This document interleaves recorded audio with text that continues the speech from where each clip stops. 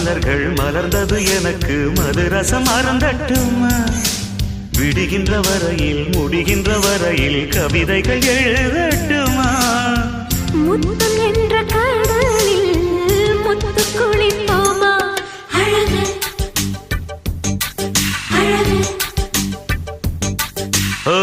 நீ நடந்தால் நடையழகு அழகு நெருங்கி வரும் இடையழகு அழகு வேலெறியும் விழியழகு